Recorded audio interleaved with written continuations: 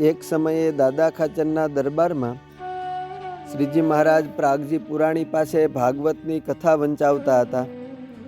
તેમાં દુર્વાસા બધી ગોપીઓના થાળ જમી ગયા એ પ્રસંગ આવ્યો। ત્યારે જીવા ખાચરે પૂછ્યું, જે મહારાજ એમ તે શી રીતે બન્યું હશે?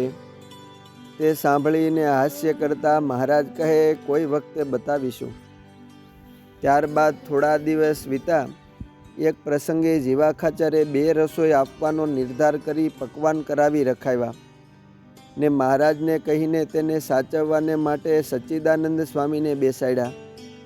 એ વખતે શ્રી હરિ કહે કે, જીવા બાપુ, તમે સચ્ચિદાનંદ સ્વામીને ધ્યાન રાખવા બેસાડ્યા છે તો એ સાધુને જરાક કોરડ કરાવજો। એટલે જીવા ખાચરે હા કહી, સ્વામી, આપને અહીં જ બેસવાનું છે તો આપ અહીં બેસતા થકા આ પકવાન તમને જેટલું જોઈએ તેટલું કોરડ કરજો। પછી તો સચ્ચિદાનંદ સ્વામી શ્રીજીની મૂર્તિ ધારીને કોરડ કરવા બેઠા। તે બંને રસોઈના પકવાન પોતે જમી ગયા। જીવા ખાચરે જોયું તો બધું જ ખાલી। એટલે મહારાજ પાસે જઈને કહ્યું કે, મહારાજ, આ સચ્ચિદાનંદ સ્વામી તો દુર્વાસાના મોટા ભાઈ લાગે છે। હસતા હસતા શ્રી હરિ કહે કે, સ્વામીએ આજ તમારો ભાગવત કથાનો દુર્વાસા થાળ કેમ જેમાં હશે એ સંકલ્પ પૂર્ણ કર્યો। એક વર્ષે ચોમાસામાં વરસાદે તણાવ્યું। ઘાસચારા વગર પશુઓ બહુ દુઃખી થવા લાગ્યા। કેટલાક હરિભક્તોએ રાધાવાડીએ આવીને સચ્ચિદાનંદ સ્વામી આગળ આવીને આ સંકટની વાત કરી। તેથી તેમનું દયાળુ હૃદય દ્રવી ઉઠ્યું અને સમાધિ કરી ઇન્દ્રલોકમાં જઈને ઇન્દ્રદેવને ઠેબુ માર્યું અને ઠપકો આપી વરસાદ વરસાવવા કહ્યું। તેથી ઘણો વરસાદ થયો।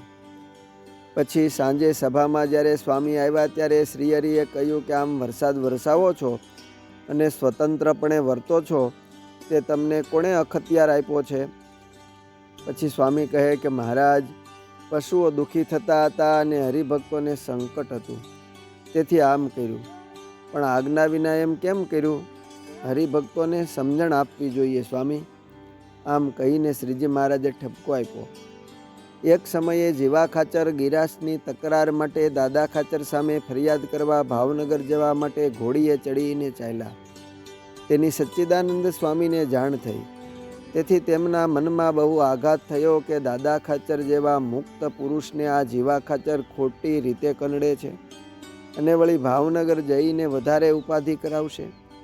આમ વિચારી તેને રોકવાનો ઉગ્ર સંકલ્પ કરીને તેમની ઘોડીમાં પ્રવેશ કર્યો।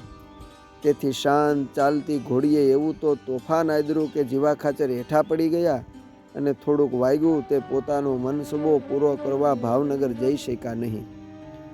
આથી શ્રીજી મહારાજે સચ્ચિદાનંદ સ્વામીને ઠપકો આપ્યો કે, સાધુ થઈને આવું કરો છો? ત્યારે સચ્ચિદાનંદ સ્વામી કહે કે, મહારાજ, દાદા ખાચર જેવા પરમ ભક્તનો દ્રોહ કરે તે મારાથી સહન ન થઈ શક્યું, એથી આમ કર્યું। આમ કોમળ હૃદયના દયાળુ પ્રકૃતિના સચ્ચિદાનંદ સ્વામીને શ્રીજી મહારાજે ઠપકો આપી અને વાર્યા। અસ્તુ જય સ્વામિનારાયણ। સત્સંગ સાગરના મોતીમાંથી।